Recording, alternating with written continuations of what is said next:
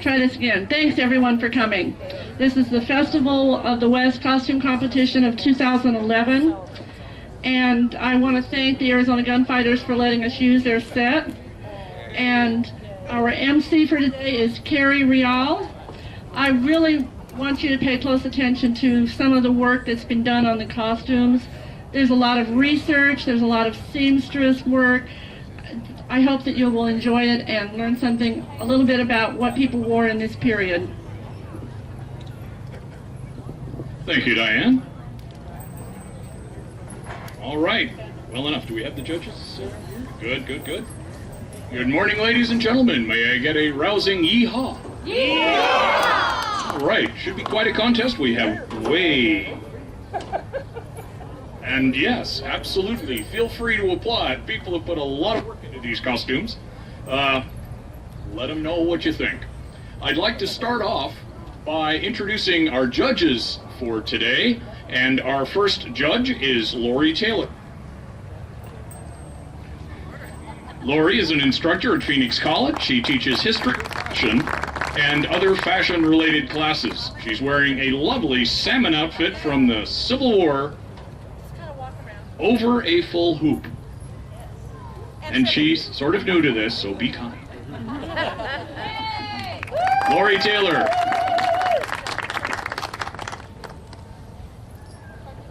Our next judge is Rod Timanis.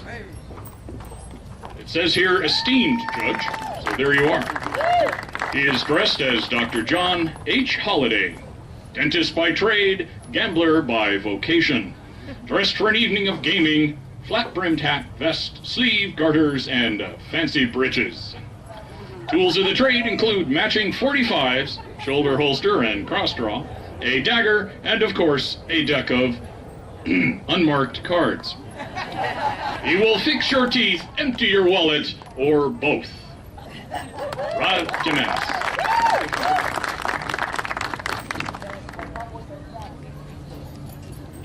Our next judge is Tom Hola, Kid Mountain. Traveling mountain man from east to west, wearing typical mountain outfit made by Cherokee squaw, with original Cherokee chest plate, carrying a replica 1880s 54 caliber rolling block rifle, a raccoon hat that just yesterday was a raccoon, to help him with his hunting. Tools are a hunting knife made from deer horn, an original set of eyeglasses from the 1880s. Also, he has an original set of 1880s shooting glasses. Tom Hola.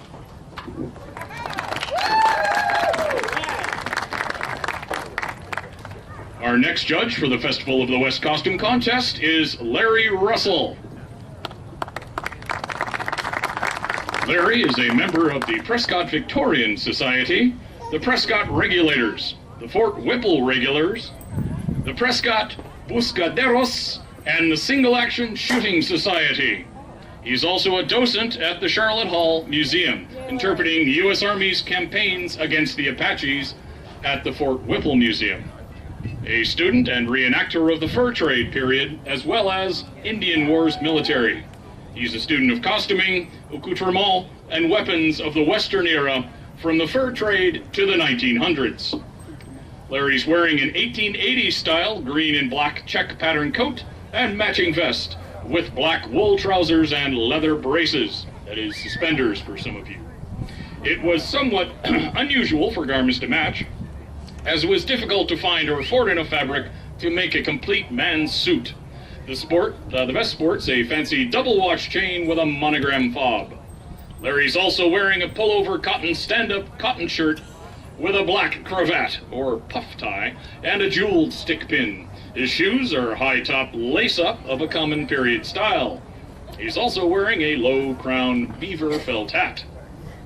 Men in the West during the 19th century very often carried some method of self-protection, such as a heavy walking stick, a sword cane, a knife, or gun. In towns, openly carrying firearms was very often prohibited, Larry's carrying in a well-concealed shoulder holster a rare .38 caliber Smith & Wesson Baby Russian revolver manufactured in 1877. Very honest of you, Larry, to mention that when we just mentioned that in towns openly carrying firearms was prohibited. Larry Russell.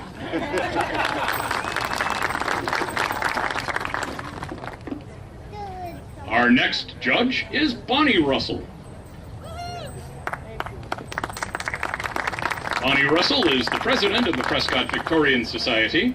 Bonnie brings a wealth of knowledge of the fashions and etiquette of the Victorian and Edwardian eras. Her background includes historical costume design and presentation. Her Victorian workshops are hands-on and fun, as well as informative. Bonnie chose her green brocade walking suit, which is very popular in the middle 1890s. The shirtwaist is cream and tan stripe with a high collar, as ladies did not expose their skin to the sun during the day, only at night. The bolero jacket is bound with narrow burgundy, cream, and tan piping. It's double-breasted and has dual epaulets over very full sleeves, which end with a point at the wrist. The matching skirt is 7 gores, which makes it extremely full at the hem. A double box pleat hides the back closure. A white burgundy silk girdle accents this outfit, as does the larger-than-life bow that she has attached to it. Her hat is made of a deep green felt.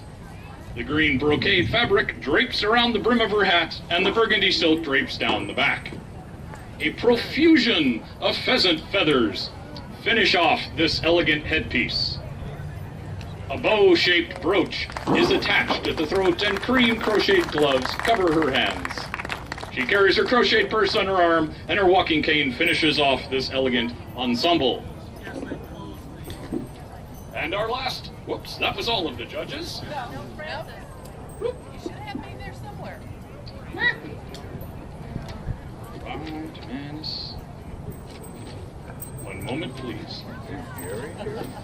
Yeah, she's back. Last and certainly not least Somewhere. Neil said she has a brand new outfit. is the mystic Frances Burns. Frances is the current president of the Southwest Costumers Guild, a chapter of the International Costumers Guild. She's a master-level costumer and has taught classes on glove-making, millinery, and corsetry locally and at Costume College. Frances is the historical masquerade director for Costume Con 2012, being held next year in Phoenix, Arizona. Frances is wearing an example of evening wear done in vivid colors of the Victorian period. The fabrics are silk taffeta with an overskirt of metallic lace and trimmed in silk flowers. Frances is fully corseted and wearing a lobster tail bustle to distribute and support the weight of the garment. As the proprietress of a gambling establishment, Frances's outfit is not quite proper. The skirt is a little higher, the bodice a little lower, and the trim a little brighter than a perhaps respectable matron would wear. Frances Burns. So, ladies and gentlemen, those are our judges. As undoubtedly you can tell from that, we have quite a collection of very experienced judges. So, are we ready for the actual contestants? Was that a yeehaw? I didn't quite hear that. All right. There are a number of categories. I'll be announcing the category first and then naming the contestant. So the first contestant we have is our first cowboy contestant, Lannis Mills. His usual occupation is that of a ranch hand. As a working cowboy earning about $30 a month, he makes the most of his leather accessories, including his hatband, wrist cuffs, spur straps, and chaps, all made by hand with no machine stitching. After the fall roundup, a lot of ranch hands find themselves out of a job. Lannis took a job as a shotgun rider on a stagecoach, therefore had to make a scabbard for his shotgun and ammo belt for his shells, all handmade with no machine stitching. Get this man a machine. Lannis Mills, our number one cowboy.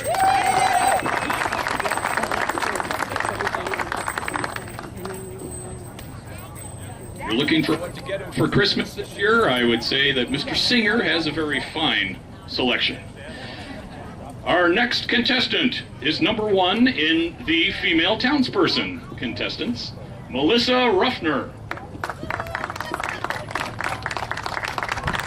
Melissa is dressed properly for a spring shopping trip to downtown Prescott. Mrs. Sheriff George Ruffner carries her purchases in a French carpet bag. Her sunshade is a family heirloom and shields not only her face, but her hat of netting, ostrich feathers, and silk flowers from the Phoenix sun. Her buttoned shoes help her step daintily across the traditionally unpaved streets. The necklace, earrings, and ring are also family heirlooms, but not too ostentatious. As the wife of a sheriff, George Ruffner of Yavapai County, one must never appear to dress above your station, is people might gossip, like, where does the sheriff get the money to dress his wife in that fashion? That's not to spend. Melissa Ruffner. Our second contestant in the cowboy competition, Smoke Jensen. Smoke is the last, count 'em, last mountain man. Late 1960 to, 1860, that would make it the last one, wouldn't it? Late 1860 to 1880. Smoke has worked as a cowman, a rancher, and cowboy extraordinaire. Smoke Jensen, ladies and gentlemen.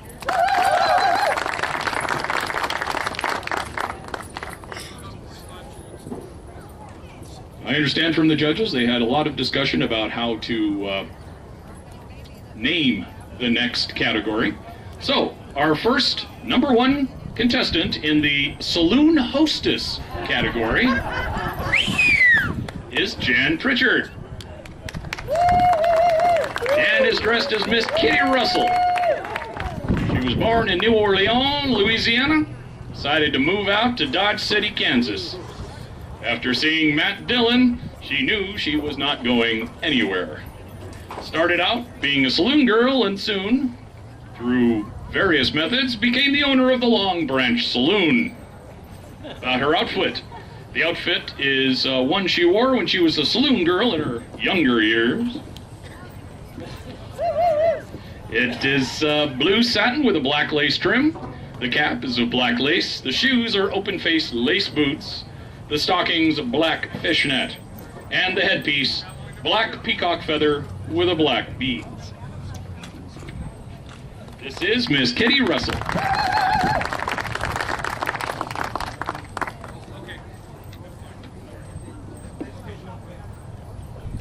Our number 1 contestant in the category of a gunfighter, Mr. Hopalong Harry.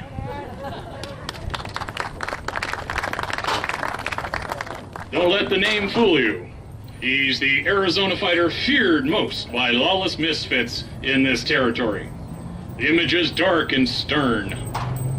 It's been rumored once that he smiled, but no one believes it. He is not to be challenged. Hopalong Harry.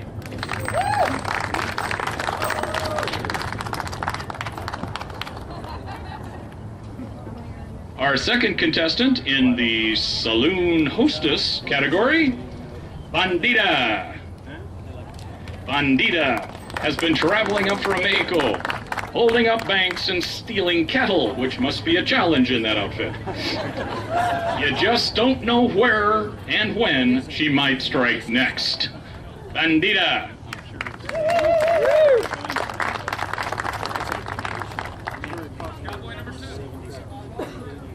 Our next contestant is the first in the male townsperson category. We are honored to have today Colonel Edwin Condon, a gentleman from the town, circa 1895. Colonel Edwin is wearing a period-correct daytime brown wool gabardine frock coat, a gold brocade single-breasted vest, tan gabardine suspender trousers with brown galooses,